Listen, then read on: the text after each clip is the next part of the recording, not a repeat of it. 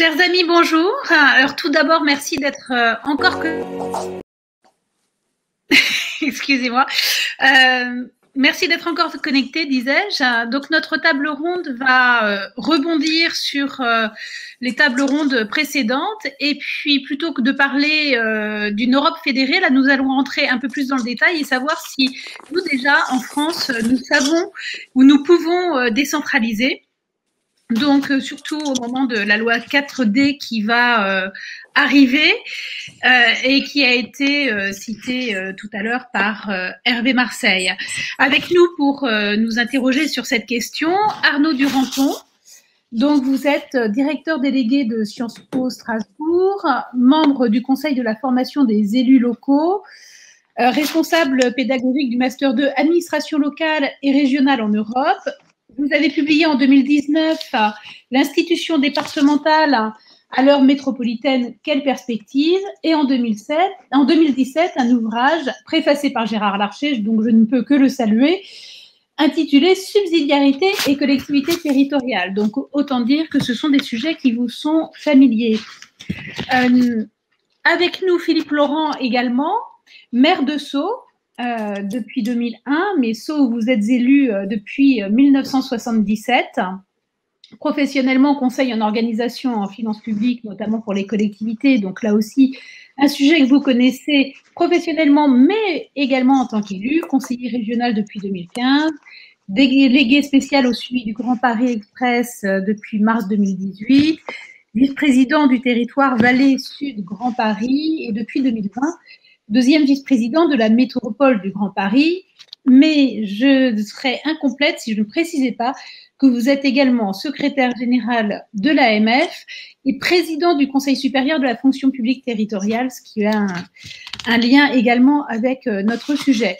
Jean-François Vigier, également maire de Bure-sur-Yvette, lui, depuis 2008, donc un peu plus loin sur le RERB, dont vous présidez d'ailleurs l'association des villes du RERB, vice-président de la communauté Paris-Saclay, mais aussi conseiller régional et président du groupe UDI. Et enfin, mais pas le moins important, Olivier Richefou, qui est président, lui, du conseil départemental de la Mayenne depuis 2014, successeur de Jean Arthuis, qui a été maire également, mais comme le disait Hervé Marseille tout à l'heure, quand on dirige un exécutif, tout comme quand on est parlementaire, on ne peut pas rester maire, donc vous êtes essentiellement président du conseil départemental de la Mayenne. Ces présentations faites, je vais tout de suite démarrer par des questions, puisque nous parlions de la loi 4D. Alors, les fameux 4D sont déconcentration, décentralisation, différenciation et décomplexification.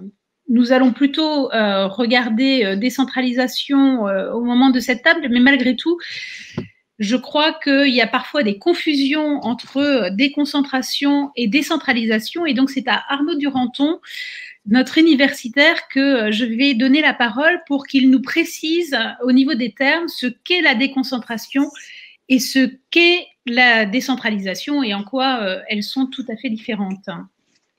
Bonjour et merci beaucoup pour votre invitation. Alors, il s'agit ici d'une distinction effectivement très importante.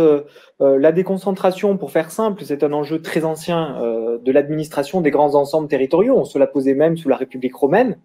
Il s'agit de savoir comment on va projeter le pouvoir de l'État, d'un grand ensemble, sur le territoire. Et donc, comment il va pouvoir, comme ça, irriguer de ses politiques l'ensemble du territoire.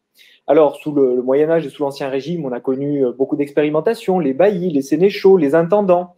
Mais la forme essentielle de la déconcentration et la forme que nous connaissons aujourd'hui, qui est celle des préfets, a été donnée par Napoléon Bonaparte, bien évidemment, après que la Révolution a permis une plus grande unification juridique du territoire. Lui a voulu donner une plus grande unification administrative à ce territoire, et c'est donc servi des préfets qu'il a créés pour, si vous voulez, en fait, avoir un relais territorial de l'État. Et donc, un auteur important qualifiait la déconcentration d'une manière d'être de l'État. C'est toujours l'État qui se projette, mais il se projette dans le territoire. La décentralisation, c'est quelque chose de tout à fait différent. Elle est malheureusement dans notre pays souvent présentée comme une simple technique. de distribution des compétences entre échelons territoriaux. En réalité, la décentralisation, avant tout, c'est un projet politique. Un projet politique qui a été porté sous la Troisième République, à un moment où revenait sur la scène la volonté de consacrer de grandes libertés, les grandes libertés individuelles que nous connaissons de la Troisième République, la liberté de la presse, la liberté de l'association, etc. Dans le même temps, on a voulu également créer des nouvelles formes de liberté collective. Et en même temps qu'on reconnaissait par exemple la liberté d'association, sous la Troisième République, on a voulu renforcer la décentralisation, vue comme la manière de reconnaître au niveau local l'existence d'ensembles politiques propres, distincts de l'État, représentant des intérêts locaux spécifiques et auxquels on a donc donné une reconnaissance particulière. Ça a été la loi sur les départements en 1871, la loi sur les communes en 1884. Et donc, vous voyez que la décentralisation est quelque chose de beaucoup plus ancien que 1982, date à laquelle on a l'habitude aujourd'hui de la situer. Elle est le fruit, cette décentralisation, du libéralisme politique, et elle a pour objet principalement à la base de consacrer une nation qui est un peu plus buissonnante, qui est moins monolithique que celle à laquelle on avait donné une place substantielle à partir de la Révolution française. Or, néanmoins, la question que vous posez, même si elle renvoie à une distinction très bien connue du droit et de la science politique, elle est aujourd'hui tout à fait essentielle. Parce que les évolutions politiques de la décentralisation, alors essentiellement depuis les années 80, mais de manière beaucoup plus marquée depuis 2010, tendent presque à effacer un peu cette distinction entre déconcentration et décentralisation. Nous avons aujourd'hui affaire à un État qui, au nom de préoccupations économiques, au nom de préoccupations d'aménagement, s'est lancé dans une dynamique qui tente à traiter les collectivités comme des simples agents d'exécution de ces politiques. On en a eu un bel exemple avec la fusion des régions de 2015 qui a nié l'identité de ces régions pour créer des ensembles que l'État voyait comme mieux adaptés à la réalisation de ses politiques, mais dont la substance est quand même assez éloignée de la logique initiale de la décentralisation. On le voit également avec le renforcement de l'intercommunalité qui s'est fait de manière extrêmement brutale. On le voit avec la contractualisation, avec des formes de planification, tant et si bien qu'aujourd'hui, vous avez raison de rappeler cela, la décentralisation se situe dans une espèce d'entre-deux. À la fois, il y a cette célébration du local, comme on l'entend, cette célébration de la proximité, mais dans le même temps, cette célébration se fait par l'État selon des manières qui tendent à considérer ces collectivités comme de simples agents d'exécution, ce qui est évidemment aujourd'hui probablement un des gros problèmes de la question.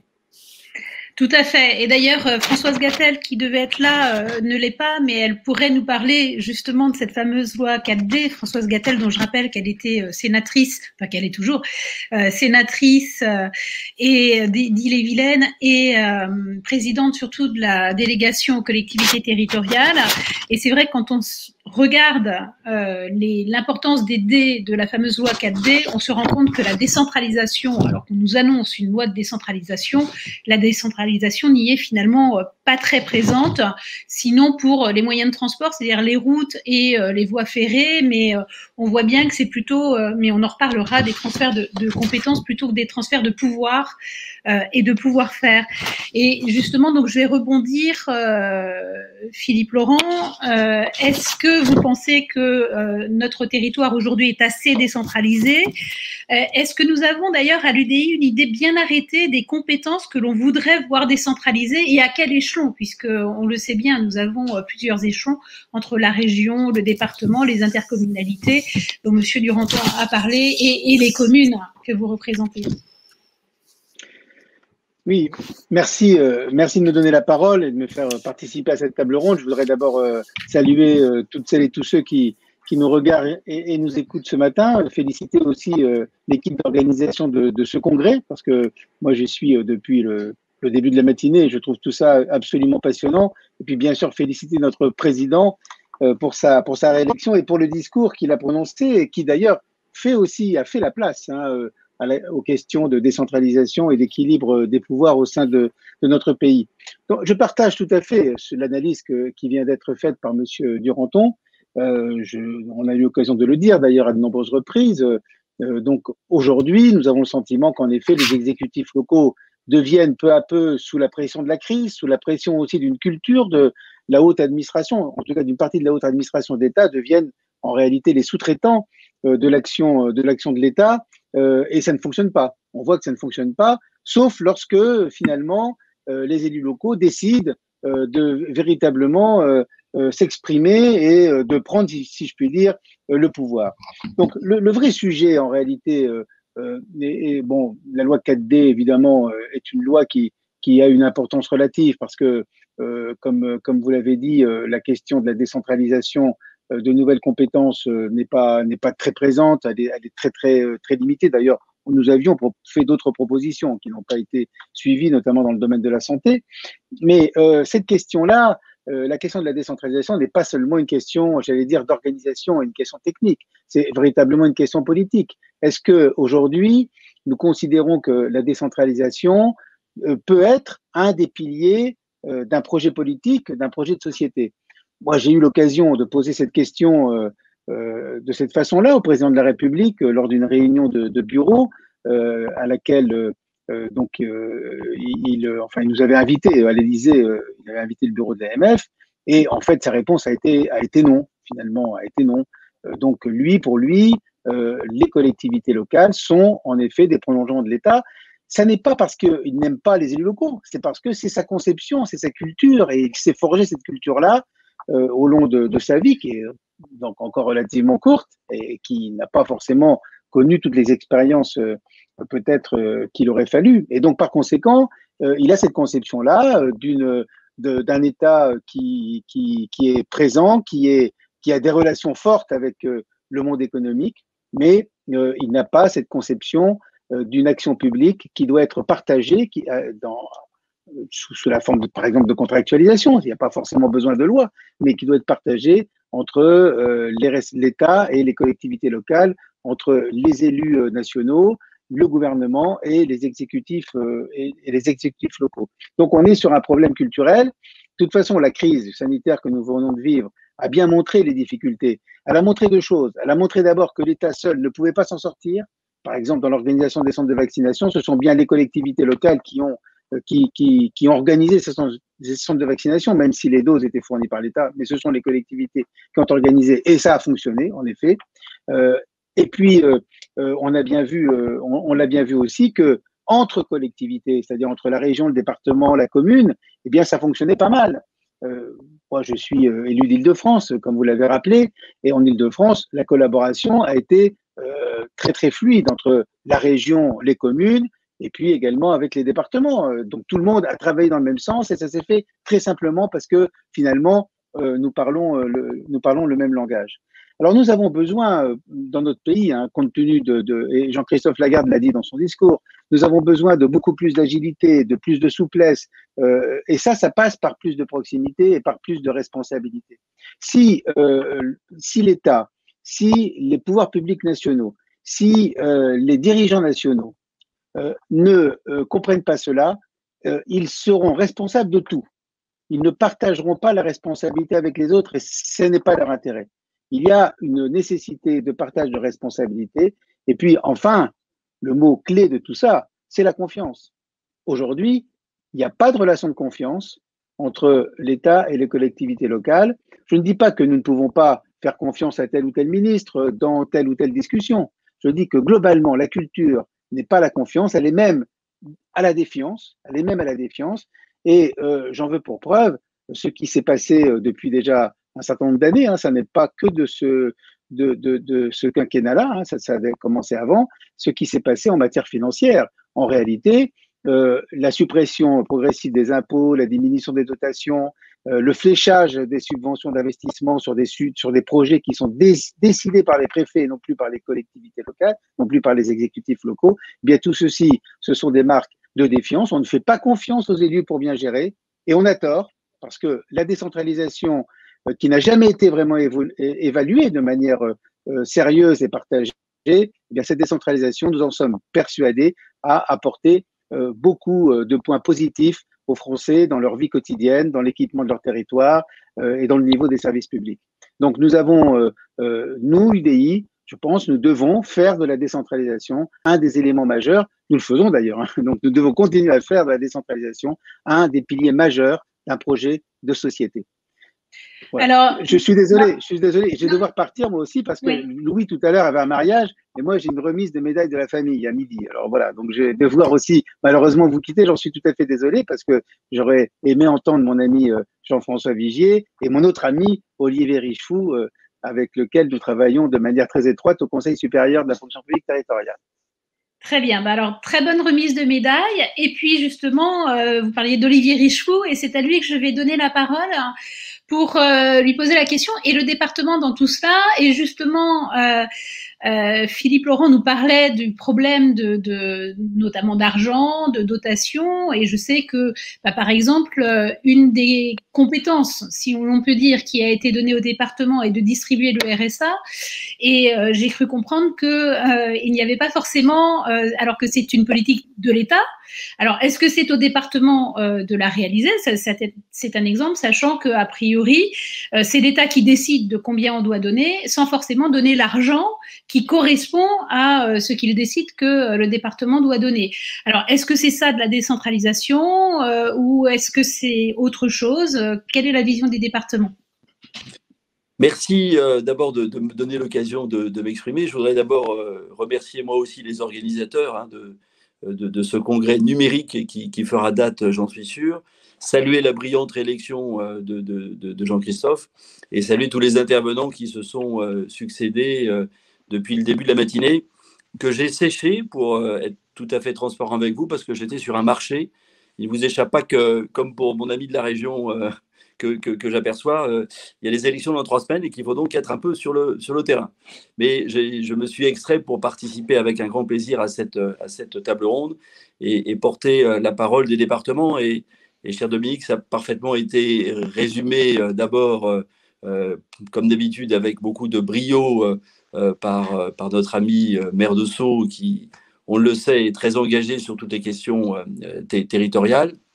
Et l'exemple qui vient d'être donné sur le RSA est parfaitement dans la tonalité de ce qui doit être porté comme message. Nous ne pouvons pas accepter, nous, les collectivités locales, d'être des faire-valoir d'un État central. C'est aussi simple que ça.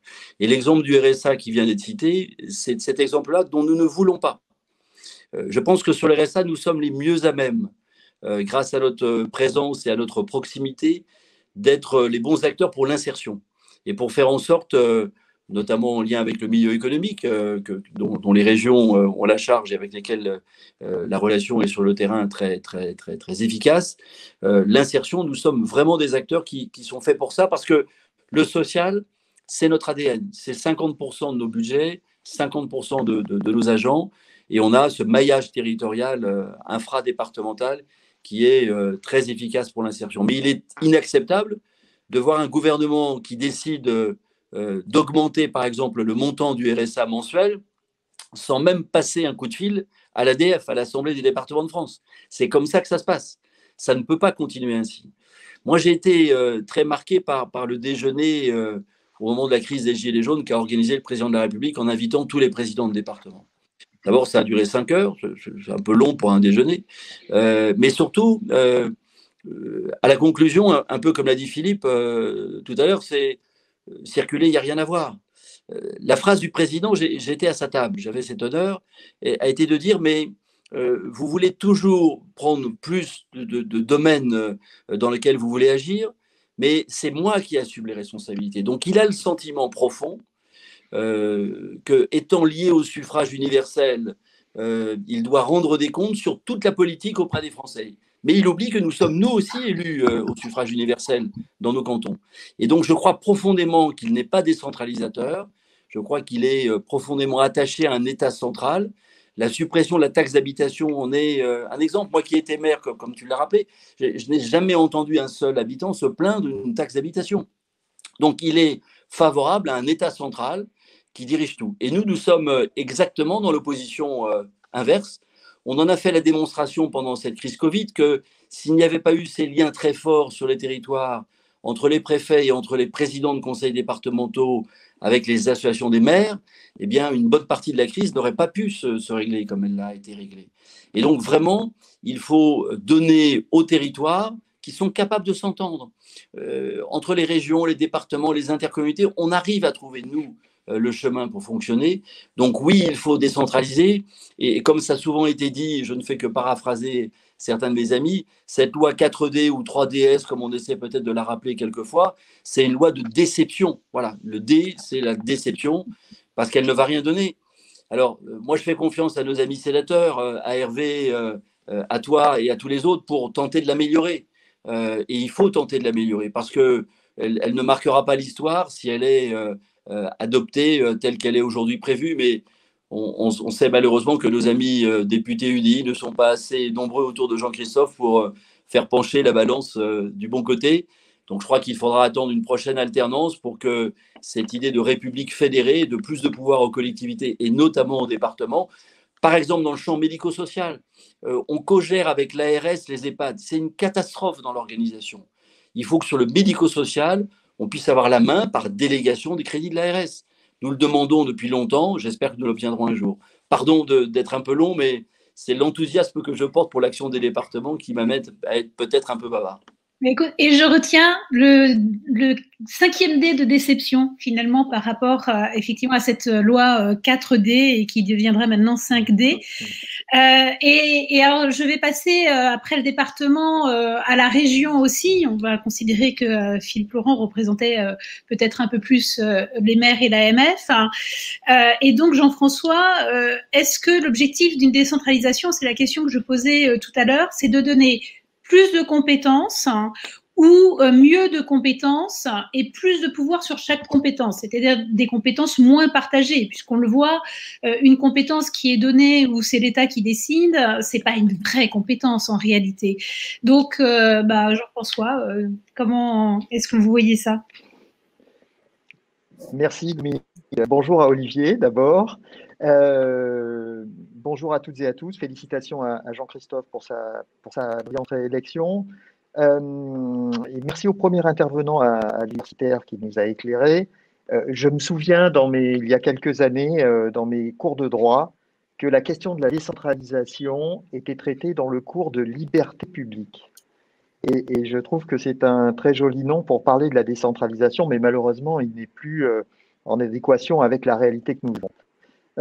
Moi, en tant que maire et conseiller régional, j'ai vraiment acquis la conviction qu'il ne faut pas faire plus de décentralisation, mais déjà faire mieux de décentralisation. Car on pourra faire toutes les lois de décentralisation qu'on veut, mais ça ne servira à rien si on n'accompagne pas ces textes d'une réforme profonde de l'État. Car finalement, l'État aujourd'hui, il fonctionne en 2021 sur le modèle de l'État qui s'est créé au Moyen-Âge par Philippe le Bel en réaction au pouvoir des seigneurs. C'est-à-dire qu'il faut supprimer le poids qui est devenu totalement insupportable du contrôle de l'État. Un contrôle qui est incapacitant et qui est paralysant pour les élus locaux, au premier rang desquels figurent les maires, bien sûr, mais également les départements et les régions. La décentralisation, et là j'ai écouté avec attention ce qu'a dit tout à l'heure M. Duranton, mais celle qui a été initiée au début des années 80, elle s'est accompagnée d'un profond et d'un puissant mouvement de déconcentration qui n'a eu d'autre volonté que nous surveiller et de nous mettre sous tutelle finalement. Alors, à quoi peuvent servir toutes les compétences, tous ces transferts de compétences si nous sommes constamment sous cette surveillance et si nous ne pouvons pas, élus locaux, les exercer librement? Alors, on a beaucoup parlé d'efficacité ce matin et c'est vrai que je pose cette question sous le strict plan d'efficacité, mais il y a un autre élément qui me paraît aujourd'hui très important, c'est la responsabilité. Car finalement, l'État étant de plus en plus en incapacité d'agir, nos citoyens se tournent vers nous et attendent beaucoup de nous. Donc la demande de décentralisation, de pouvoir accru, nous devons la porter aujourd'hui pour une question de notre propre responsabilité par rapport à nos concitoyens. Alors, la preuve par l'exemple pour les régions. Moi, je citerai 3 exemples précis qui montrent que notre modèle de décentralisation est arrivé dans une impasse et nécessite, comme je le disais, une profonde réforme de l'État. Le premier exemple, c'est que, on l'a vu, les collectivités, les régions ont montré une capacité à intervenir très importante que l'État ne peut faire, et je pense d'abord à la crise Covid. Et rappelons-nous, à un moment où il n'y avait aucun masque disponible, aucun test, ce sont les régions qui ont fourni à nos concitoyens, d'abord aux professions de santé, puis au personnel des collectivités, puis enfin à nos concitoyens, les masques qu'ils attendaient au moment où on s'apprêtait tous à ressortir et à être déconfinés. Le deuxième exemple, pendant cette crise, je parlerai de l'aide aux entreprises. Car là aussi, les régions ont mis en place des systèmes d'aide aux TPE, PME, aux commerçants qui ont été d'une efficacité redoutable et qui en plus ont été mis sur place avec une rapidité vraiment stupéfiante. Et cela a montré combien la région a été efficace à un moment où l'État avait du mal à intervenir parce qu'il était empêtré dans ses critères d'attribution et sa lourdeur administrative. Pour autant, on l'a vu aussi pendant cette crise, que chaque fois qu'il y a eu des freins, c'est l'État qui les a mis en place. Et je vais citer des exemples. Je regrette que Philippe soit parti, puisque le premier exemple le concerne pleinement. Philippe a pris un arrêté à Sceaux pour rendre le port du masque obligatoire sur l'espace public parce qu'il a senti qu'en tant que maire, sa responsabilité d'élu local devait l'amener à prendre cet arrêté. Et c'est le préfet qui a décidé de déférer cet arrêté devant le Conseil d'État qui a annulé l'arrêté de Philippe sur le territoire de sa commune. C'est un frein quand même c'est une décision qui nous avait tous énormément choqués. Le deuxième frein, je vais prendre l'exemple de l'Île-de-France, c'est lorsqu'on a mis en place le fonds d'aide au TPE-PME, le fonds résilience.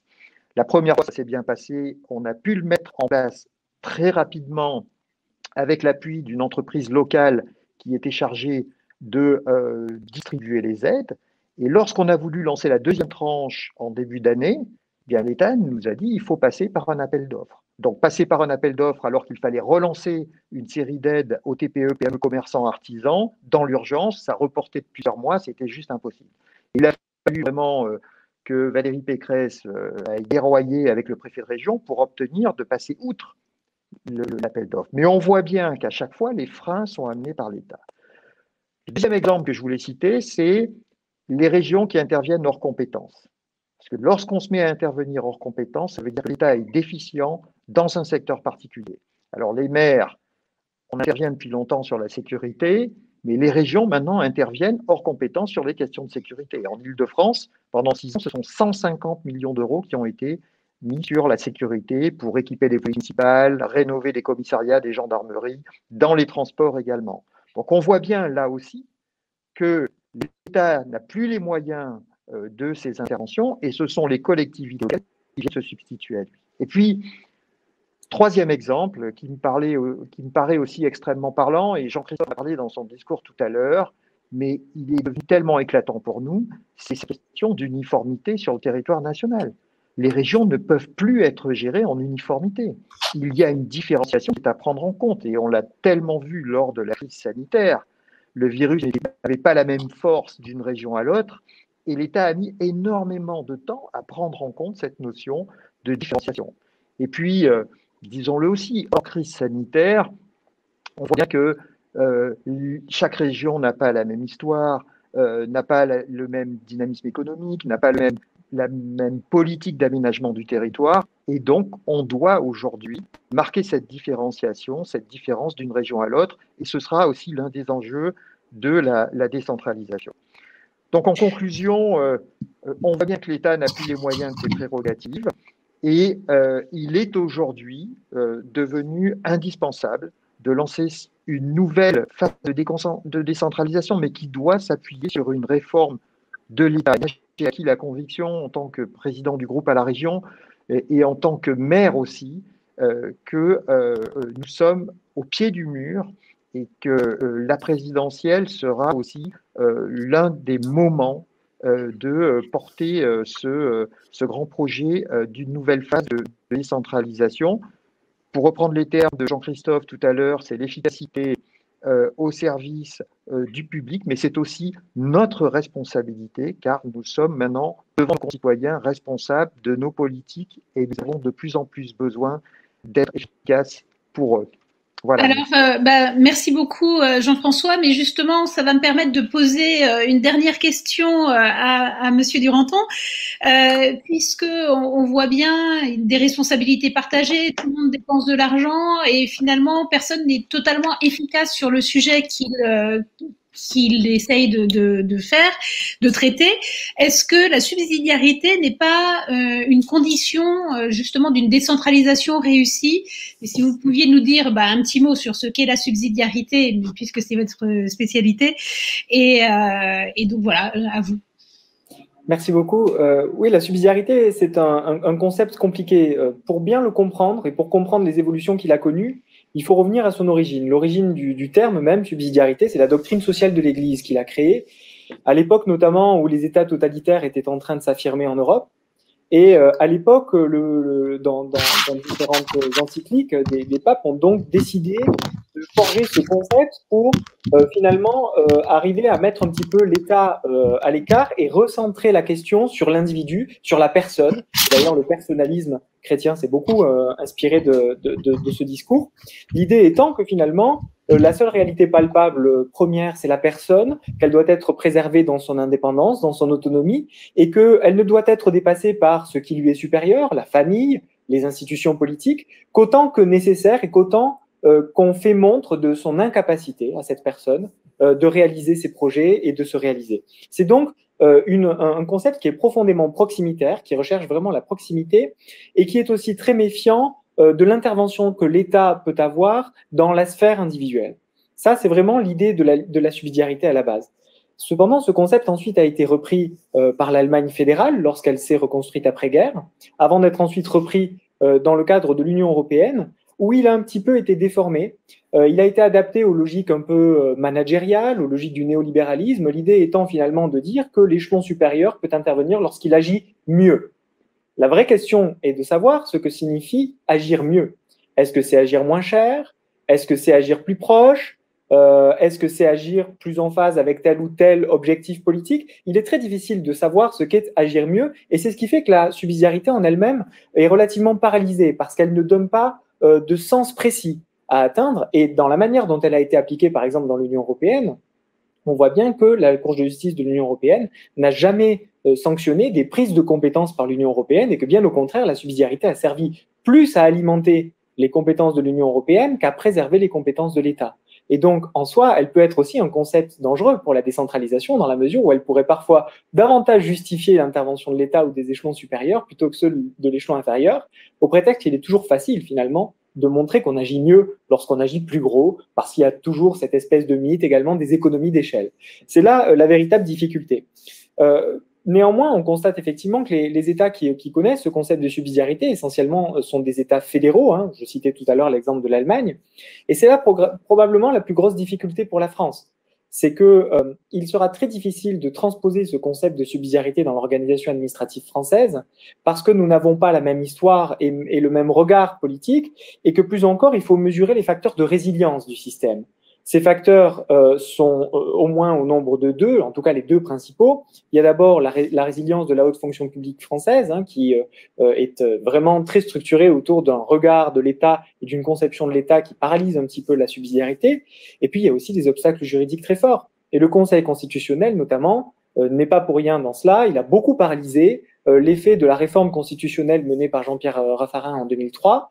Il a paralysé la disposition qui permettrait aujourd'hui de fonder la subsidiarité, qui est l'article 72 alinéa 2 de la Constitution, en considérant en quelque sorte qu'elle n'était là qu'une grande déclaration politique sans effet juridique, et il a refusé de censurer le législateur lorsque celui-ci était allé un peu trop dans des logiques de contrainte des collectivités.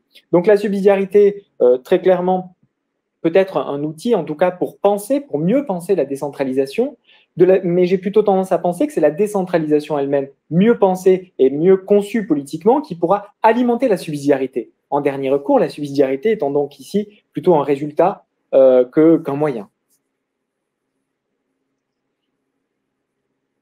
ce point le moyen de me recaler par rapport à ce qui a été dit au départ, mais vous avez fait allusion à la doctrine sociale de l'Église qu'a évoqué Olivier Henno au démarrage de ce congrès. Donc, merci beaucoup. Merci pour cet éclairage qui nécessite débat, mais je pense qu'effectivement, si on veut repenser en se disant on commence par la commune et après chacun fait à son échelle, il faut réfléchir aussi entre nous à ne pas trop se marcher dessus. Donc nous aurons à l'UDI, ça doit être un de nos chantiers d'essayer de penser une décentralisation opérationnelle en recentrant l'État sur ses vraies compétences, ce qui lui permettrait peut-être d'avoir d'ailleurs les moyens de les exercer.